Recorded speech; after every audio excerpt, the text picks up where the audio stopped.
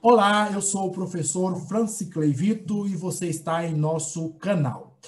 Nesse vídeo, nós estamos continuando uma série do nosso canal chamado Conversa com o Autor. E desta feita, nós estamos aqui conversando com o professor Maxwell Fajardo. Professor Maxwell Fajardo, seja bem-vindo ao nosso canal. A paz, irmão Vitor, é uma satisfação, uma alegria podermos estar aqui no seu canal para podermos conversar aí sobre esta obra, né? Onde a luta se travar na história das Assembleias de Deus no Brasil. Bom, o professor Maxwell é autor desse livraço, tanto em número de páginas como em seu conteúdo, Onde a Luta se Travar, uma história das Assembleias de Deus, que é fruto da sua tese de doutorado em História. Professor Maxwell, eu queria que você contasse para nós um pouco da sua trajetória acadêmica. Como é que você chegou ao doutorado em História? Bom, é uma história que começa lá antes, na realidade, de começar a graduação, né? Eu comecei o curso de História, a Faculdade de História, lá no ano de 2003, e eu sou pentecostal, né, de berço, eu sou membro das Assembleias de Deus desde que nasci, e eu tinha, durante a graduação de História, o desejo de fazer um TCC que abordasse a história do movimento protestante. Eu senti na graduação de História que tinha pouca coisa escrita a respeito do movimento protestante dentro da área de História. E aí eu me lembro que eu procurei alguns professores que poderiam ser orientadores do meu TCC, propus o tema, eles até acharam o tema interessante, mas uns 2 ou 3 professores que eu conversei falaram para mim, olha, eu não conheço nada na área de História a respeito desse seu tema, a respeito do movimento protestante. Tenho vários textos para te indicar sobre a história do catolicismo, a religião no Brasil, mas nada sobre o movimento protestante, o movimento pentecostal. E aí eu acabei me desanimando naquele momento de pesquisar esse tema, não fiz o TCC sobre aquele assunto, mas continuou aquele desejo. Falei, como que a gente não encontra, né, trabalhos substanciais na área de história sobre o movimento protestante, movimento evangélico?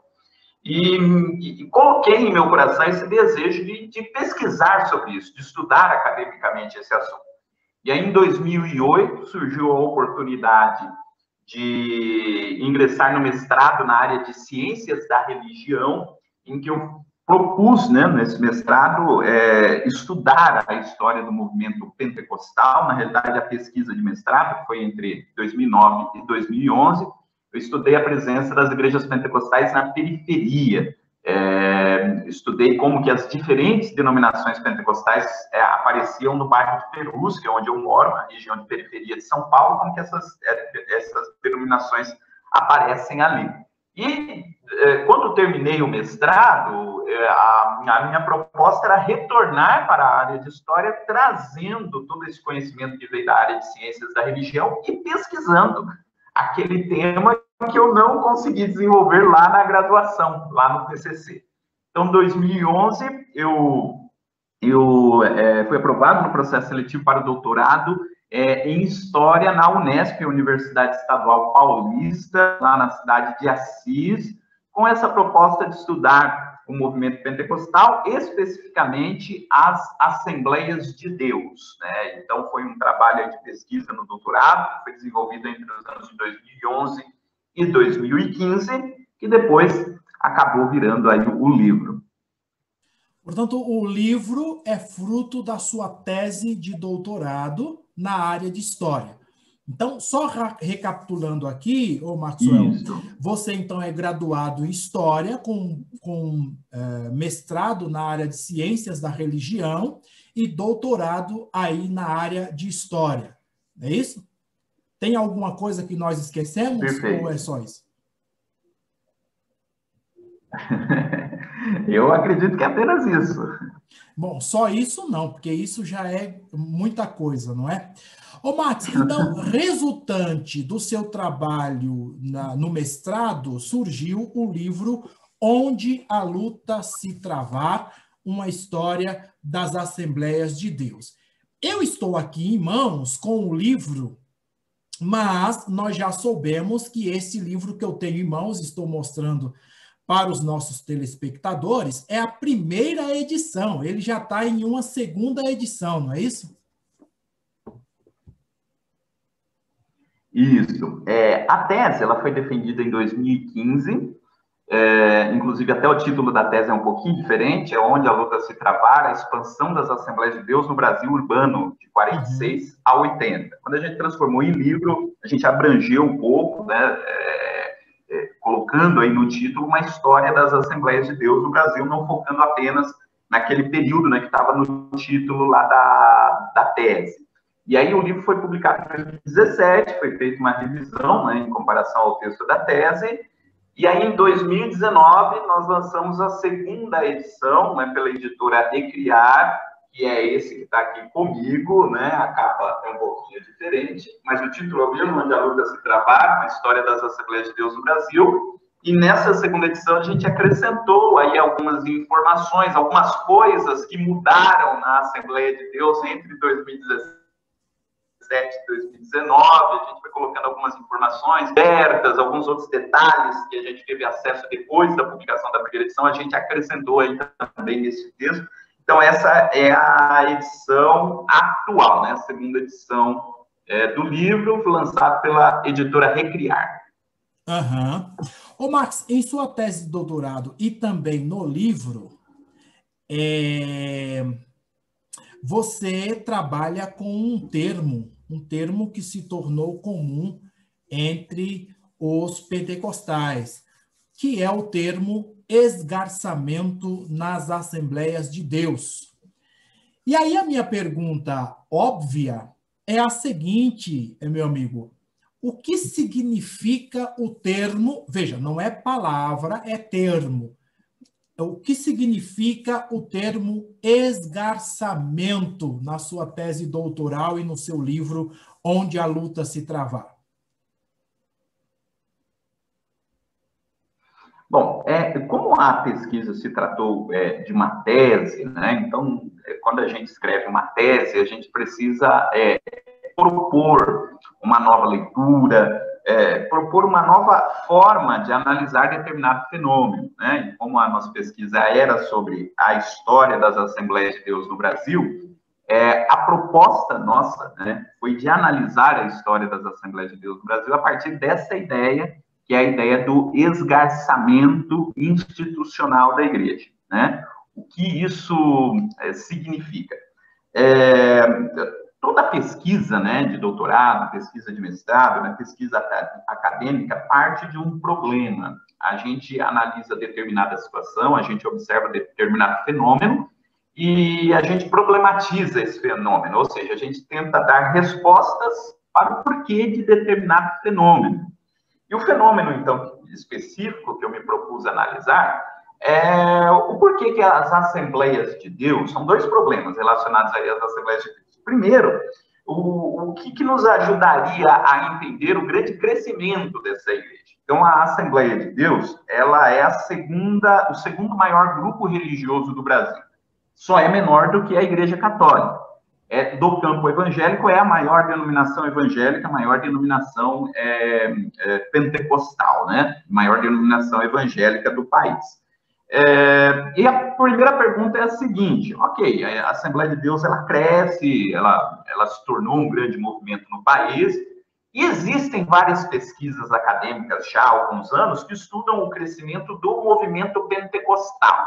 Então, por que o pentecostalismo cresce, principalmente nas regiões de periferia? Há várias pesquisas sobre isso. Mas a questão que eu quis colocar é o seguinte: o que há de específico na Assembleia de Deus? Ok, as explicações para o crescimento do pentecostalismo se aplicam às Assembleias de Deus? Sim. Mas por que não são todas as alas do pentecostalismo que crescem de igual maneira, de igual forma? Então, por exemplo, você tem a Congregação Cristã no Brasil, que é uma igreja pentecostal, que foi fundada alguns meses antes da Assembleia de Deus e que não teve o crescimento que a Assembleia de Deus teve. E aqui eu não estou fazendo nenhuma análise aqui de mérito, de valor, ou que tal denominação é melhor que a outra, analisando um fenômeno social. Né? O que explicaria historicamente o crescimento das Assembleias de Deus? Por que outras denominações tão antigas, né, ou que surgiram um pouco depois e que tiveram grande expansão, não alcançaram o crescimento que a Assembleia de Deus teve? Então, entender o que há de específico nesta denominação,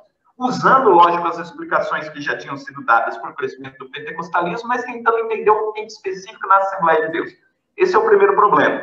E o segundo problema é o porquê das Assembleias de Deus serem uma igreja tão dividida. Eu até coloco isso lá, logo na introdução do livro, né, que se você anda de carro pelo Brasil, você vai se deparar, qualquer viagem que a gente fizer de carro, né, você vai se deparar com algum templo da Assembleia de Deus. Eu acho que é possível que, se não em todas, mas na maioria das cidades brasileiras, tenha lá um templo ou um salão da Assembleia de Deus. Mas sempre depois do nome Assembleia de Deus, você tem mais alguma coisa escrita, né? Assembleia de Deus Ministério de Madureira, Ministério do Belém, Assembleia de Deus Missão, enfim, ou Assembleia de Deus filiada à Convenção Geral. Sempre tem alguma coisa depois, né, que é o Ministério Assembleiano. E essa foi uma das questões que eu me propus aí a responder, ou pelo menos tentar aí propor um caminho para a resposta, né? Por que a Assembleia de Deus ela se dividiu tanto? E há alguma relação entre essas duas questões, entre o crescimento e essa fragmentação, esse espraiamento da igreja? E foi daí que nasceu o termo, né, o conceito de esgarçamento. Porque no começo, quando eu comecei a pesquisa, eu disse o seguinte: olha, a Assembleia de Deus ela é uma igreja fragmentada, uma igreja que se fragmentou. Inclusive, até um dos professores que estava lá na minha banca de qualificação me chamou a atenção para uma coisa. Ele disse: olha, você fala que a igreja se fragmentou, mas quando uma coisa se fragmenta, ela se quebra. Então, se você quebra um copo, o copo se fragmentou, tem vários fragmentos. Você não consegue mais ter conexão entre um pedaço e outro. Muito difícil você unir aquilo que está fragmentado. No caso da Assembleia de Deus, não é exatamente isso que acontece. Porque ao mesmo tempo que ela se fragmentou, ela se dividiu em vários pedaços, há pedaços que ainda se conectam. Então, em alguns momentos, você tem nesses diferentes ministérios coisas que são totalmente diferentes, né? Você tem rupturas muito grandes, mas ao mesmo tempo você tem várias permanências, você tem várias coisas que você encontra nos diferentes ministérios, né? Então, são alguns elementos que promovem a coesão e outros elementos que promovem a divisão. Então, eu pensei nessa figura do esgarçamento. O que seria esse esgarçamento? Então, a gente imagina que a Assembleia de Deus no início era como se fosse um tecido, um pano, enfim, né? uma peça inteira, né? E esse tecido foi sendo colocado sob pressão. E à medida que esse tecido, que é a igreja, foi sendo colocado sob pressão, ela foi se abrindo. Então, você tem alguns fios que se romperam e outros fios que permanecem ainda muito ligados. Mas à medida que a pressão vai aumentando, ela vai se esgarçando. Não é uma peça única, mas ao mesmo tempo que está quebrada em vários momentos. Então, foi essa figura que eu imaginei para descrever esse desenvolvimento histórico da Assembleia de Deus. Então, em algumas coisas, você tem elementos que estão presentes nos diferentes ministérios. Você chega em diferentes ministérios, você tem lá a harpa cristã, como algo que faz parte dessa identidade geral da Assembleia de Deus. Você tem a saudação, a paz do Senhor, e tem várias outras coisas, a questão litúrgica, né? São várias coisas que estão presentes na Assembleia de Deus de uma forma geral. Mas, por outro lado, você tem essas rupturas, essas identidades particulares de determinado ministério, uma coisa que pode fazer numa assembleia, não pode fazer outra. Então, uma igreja que se esgarçou institucionalmente, de modo que hoje a gente não pode falar de uma Assembleia de Deus, mas de Assembleia de Deus, sempre no plural. Pensando um pouco a respeito disso, Max, eu também problematizo o seu problema, que é a seguinte: Lendo o Antônio Cândido, que é um sociólogo e literato e tal, ele falando a respeito dos modos de contar, dos modos de escrever, etc., ele fala a respeito de uma ilusão antropocêntrica, isto é, ele fala a respeito de certos grupos que tiveram voz para contar as suas histórias. Com o pentecostalismo, aconteceu mais ou menos a mesma coisa, ou seja, a história dos pentecostais eram sempre contada a partir de outros grupos que não eles mesmos. Mas o Antônio Cândido faz menção também, a sua leitura sociológica da literatura, ele faz menção também de um anarquismo lírico. Ele diz que esse tal de anarquismo lírico é quando aqueles que não tinham a sua história contada passam a contar a sua história, mas também apagam a história dos outros. Quando a gente pensa no termo esgarçamento, viu, Max, a minha questão é a seguinte: será que nós corremos o risco de esses grupos hegemônicos dentro das Assembleias de Deus tentar ou conseguir apagar a história desses grupos menores, ou contar a sua história como se fosse a única história e deixar de lado esses grupos menores, infringindo no erro que o Antônio Cândido chamará de anarquismo lírico? Será que há um anarquismo lírico dentro das Assembleias de Deus, ou Max?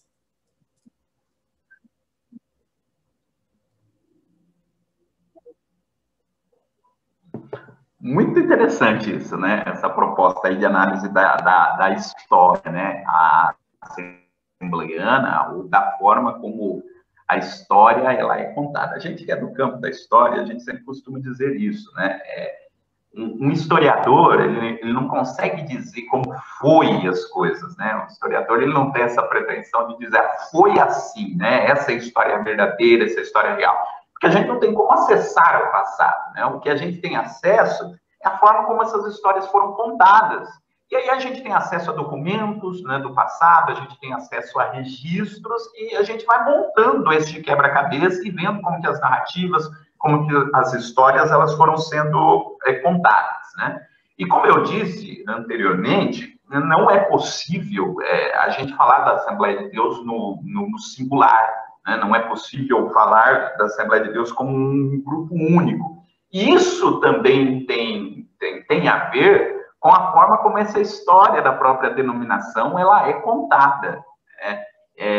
Talvez um dos poucos elementos que a gente conhece que talvez tenha uma unidade, né, nessa forma de contar a história assembleiana é o Daniel Berg e o Gunnar Wiener, né? Outros autores já trabalharam isso antes, né? O Gideon Alencar, a Marina Correia, né? E você vai nos diferentes ministérios e sempre a origem, né, chega lá em Daniel Berg e Gunnar Wiener, né? E essa foi a história que foi sendo oficializada como história oficial da igreja, né? Vale a pena dizer que nas primeiras décadas essa história ainda não tinha sido oficializada, não que não tivesse acontecido, não é isso que eu estou querendo dizer, mas esse reconhecimento das duas figuras do Daniel Berg e do Gunnar Wiener veio talvez só após o cinquentenário da igreja, depois de 50 anos que a igreja já estava organizada, é que se passou a dar esse reconhecimento aos dois missionários, falar-se a respeito da história deles, e essa história em torno dos dois, ela passou a ser oficializada, né, e usada pelos diferentes ministérios.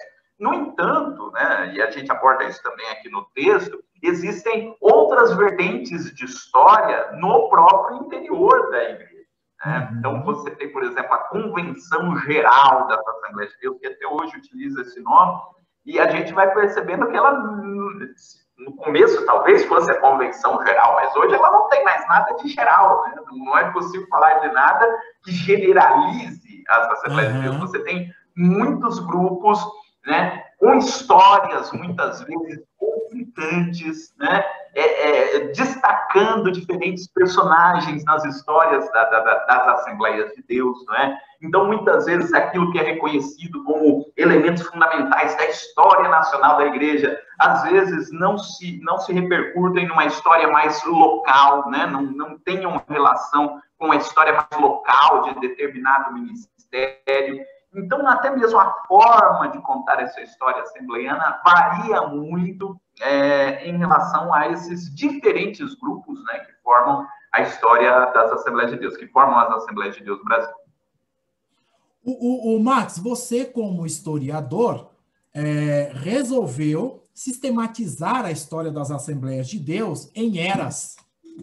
Aqui no livro você faz menção à era Vingre, não é? A era Nistron, a era Canuto Macalão, a era Wellington. Eu queria que você explicasse rapidamente como é que você discriminou essas eras, e aí eu queria fazer uma pergunta a partir dessa sua construção. Mas primeiro, responda aí, o que são essas eras para a história das Assembleias de Deus? Muito bem. Nós, sempre quando a gente faz um trabalho de história, a gente precisa desenvolver um determinado tipo de periodização, né? Sobretudo quando a gente vai tratar com um período de tempo muito grande, como é a história das Assembleias de Deus, né? Que em 2021 agora completa 110 anos de existência. Então, quando você vai trabalhar com um período muito grande, você precisa dividir ele em partes, até por uma necessidade didática, né? Quer dizer, quando você vai falar de determinado assunto, você poder localizar em período do tempo que você está trabalhando. Então, a gente sempre precisa trabalhar com periodizações. As periodizações, elas não são absolutas, né? Então, assim, não posso dizer, a periodização que eu fiz é a melhor para se compreender as Assembleias de Deus. Não, na realidade é uma escolha metodológica que eu fiz, existem outras periodizações em outros trabalhos que melhor se adequam à metodologia que eles escolheram, mas a gente precisa, né, escolher determinada periodização que dê sentido, né, à narrativa, à história que nós estamos criando. E, principalmente, aí fazendo um link com a outra resposta, quando a gente está trabalhando com a história da Assembleia de Deus, que não é a história oficial, né? Você tinha perguntado lá da história oficial, né? A gente até discrimina isso no trabalho também, né? Não, existe a forma de contar a história assembleiana, que é a história determinada oficialmente pela instituição, e a gente vai vendo que toda a história que é contada tem lá suas lacunas, tem lá suas informações, porque, lógico, todo mundo que conta história conta a partir de determinados objetivos, com determinados objetivos em mente, né? Então, a gente trabalha não com a ideia da história oficial, a gente vai trabalhando, inclusive, nos escritos da igreja, né? Uma outra forma também de contar a história assembleiana. Bom, mas, olha, eu já estou fugindo aqui da resposta. Vamos falar aqui das eras. Então, a gente precisa trabalhar com a periodização. Então, a minha escolha foi trabalhar com alguns personagens da história da igreja e que foram bastante significativos para o desenvolvimento histórico. Uma primeira observação ainda desses personagens que eu escolhi, alguém pode dizer, mas você está querendo dizer que eles são espécies de heróis da história da igreja, ou que a história toda vem se resumir naquilo que eles fizeram? Não é essa a proposta, até porque eu acabei de dizer que a proposta do trabalho não é seguir uma história oficializada, né, da igreja. Então, por que escolher esses personagens? Na realidade, eu escolho pessoas que tiveram determinada influência nos diferentes períodos da história e cuja vida deles refletem, de certa forma, o perfil dos assembleianos no período, né? Então, a ideia não é dizer que esses personagens são, assim, os responsáveis pela história da igreja naquele período. São os grandes heróis que descreveram a história ou que fizeram a história acontecer. Não. São personagens cuja a biografia nos ajuda a entender as características da igreja naquele período. Então, são 4 eras. A primeira era é a era Vingre, Não a era Wingren, eu escolhi, logicamente, um dos fundadores da igreja, que é o Gunnar Wingren, né? Gunnar Wingren e Daniel Berg, como todos sabem, foram os fundadores da Assembleia de Deus, e eu escolhi o Gunnar Wingren, porque foi a primeira liderança ali da igreja, e é uma era que eu coloquei de 1911 até 1932. E por que esse período? Foi o período de maior influência que o Gunnar Wingren teve, o Gunnar Wingren, inclusive, faleceu em 1933, mas é que representa a primeira proposta para a igreja, né? Que era a proposta original lá dos suecos. A ideia do Gunnar Wingren era de ter uma Assembleia de Deus em que as igrejas elas fossem totalmente independentes umas das outras. O Gunnar Wingren ele representa o pentecostalismo sueco, né? Mas é diferente do pentecostalismo sueco que veio na Segunda Era, que eu vou falar daqui a pouquinho. Então, é uma proposta de igreja, que é a proposta que tem bem lá no início, que está muito mais ligada aos fundadores, ao Daniel Berg e ao Gunnar Wingren. Já a Segunda Era, que eu chamo de Era Nystrom, ela começa em 1932 e vai até 1946.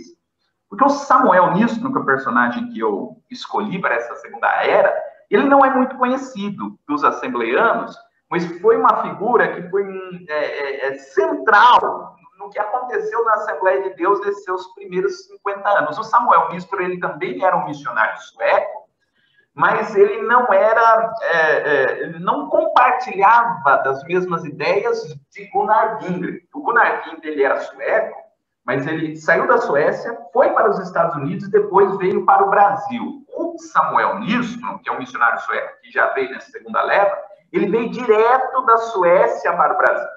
Ele compreendia a organização da igreja de uma forma diferente que o Gunnar Wingren.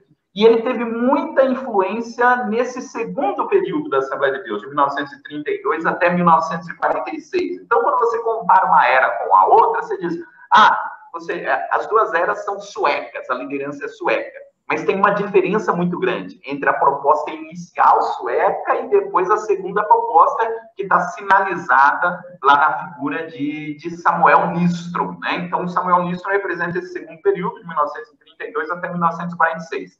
A terceira era, eu escolhi dois personagens, Paulo Leivas Macalão e Cícero Canuto de Lima, que são duas figuras que, para mim, sintetizam muito bem o perfil, até mesmo da membrazia assembleiana, do grosso aí da membrazia assembleiana nesse período.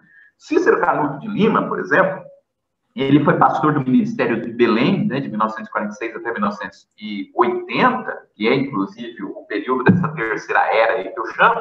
E o Cícero Canuto de Lima, ele nasceu em Belém do Pará, depois ele iniciou o seu ministério, teve muito destaque em João Pessoa, no Nordeste do Brasil, depois teve um período no Rio de Janeiro, como co-pastor do Samuel Nystrom, inclusive, lá em São Cristóvão, e depois veio para São Paulo, em 1946. Ele representa muito bem a história da própria Assembleia de Deus, né? Começou no Norte, depois foi para o Nordeste, depois veio para o Sudeste. E, então, o Cícero Canuto de Lima era essa liderança que teve essa experiência da migração, né? Essa liderança que veio do Nordeste para o Sudeste, que aqui ele ganha prestígio, né? Lidera um grande ministério, e ele representa muito bem o que aconteceu com a membrazia da igreja nesse período. Nesse período, grande parte dos membros das Assembleias de Deus, sobretudo nas regiões do Sudeste e do Sul, era feito de imigrantes, muitos nordestinos, né? Muitas pessoas vieram do Nordeste para o Sul e faziam, né, o grosso dessa membrazia da Assembleia de Deus nesse período. Então, o Cícero Canuto representa muito bem isso, assim como Paulo Leivas Macalão, né, que liderou o Ministério de Madureira, que tinha um estilo muito característico, né? Ele também era migrante, veio do Sul, no caso, para o Rio de Janeiro, e representa muito bem esse período. Então, é um período onde você não tem mais tão forte a influência sueca, mas você tem aí a liderança brasileira, né? Representada aí nessas duas figuras. E depois, né, a terceira era, é a era Wellington, né? Que é a partir de 1980. Representado no pastor José Wellington Bezerra da Costa, que eu escolhi justamente por ser uma segunda geração de pastor-presidente, também migrante, como Cícero Canuto de Lima, mas um migrante já numa segunda geração. Um migrante que já está consolidado aqui no Sudeste, né, que já tem filhos criados aqui, enfim, né, que prosperou de certa forma, né, até economicamente, e que assumiu a liderança de uma... Então, representa alguém que tem esse laço aí da migração, mas que já está solidificado, que já está estabelecido, né? Então, fala muito desse novo panorama da Assembleia de Deus a partir da década de 80, né? Em que a igreja já se solidificou nas grandes metrópoles, você já tem uma segunda geração de assembleianos vivendo aqui, e que isso, é claro, acaba refletindo-se na forma como a igreja se organizou nesse período também. Ô, Max, a gente está terminando o nosso tempo, meu amigo, mas tem sempre uma provocação que eu guardo para o final, para os nossos participantes aqui. E a minha provocação é o seguinte: inspirado ou pensando nesta divisão da história das Assembleias de Deus por eras, que você propõe no seu trabalho, no seu livro, a minha pergunta é a seguinte: nós temos aí pouco menos de 5 minutos, viu? Eu sei que vai ser difícil, mas vamos lá. A minha pergunta é a seguinte: você acha possível na história, nas próximas histórias contadas a respeito da Assembleia de Deus, que esses períodos de era tenham como personagens principais mulheres dentro das Assembleias de Deus? Você acha possível algum historiador recontar a história das Assembleias de Deus, dividindo-a em eras, só que tendo como personagens principais mulheres da história assembleiana no Brasil, meu amigo? Eu acho possível, sim, né? E acho, inclusive, que um dos objetivos de todo o trabalho historiográfico é ser superado, né? Então, espero que lá no futuro sejam feitas revisões aos trabalhos que já existem, inclusive o meu, e dizer, olha, era possível também analisar sob esse prisma. E quando você está falando da questão das mulheres, é fundamental, né? Veja, nunca se deu valor nas histórias oficiais ao papel das mulheres. De alguns anos para cá, a Frida Wingren foi descoberta, né? Quer dizer, nunca se destacou o trabalho da Frida Wingren, e de alguns anos para cá, e justamente por um movimento que nasceu dentro da academia, né, o trabalho do professor Gedeon Alencar, que destacou aí a figura da Frida, a Frida, ela foi destacada, e depois ela foi destacada, inclusive, na própria história oficial também, não é? E é uma figura que apareceu. E esse é o trabalho de história, né? Quer dizer, a história ela pode ser recontada. Não que o que foi dito antes tenha sido mentira, não, mas você começa a olhar sobre uma nova perspectiva, trazendo novos personagens à cena. Esse redescobrimento, né, essa valorização, por exemplo, do trabalho da Frida Wingren, eu acho que é indicativo de que novos personagens podem ser destacados na história assembleiana, sim. E por que não mulher? As mulheres que, aliás, são a maioria da igreja. Toda a igreja que a gente vai sempre tem mais mulheres do que homens, embora os homens sempre estejam na liderança. Então, por que não imaginar numa história assembleiana contada a partir da perspectiva feminina, né? A partir da perspectiva da liderança feminina, do trabalho que as mulheres desenvolvem?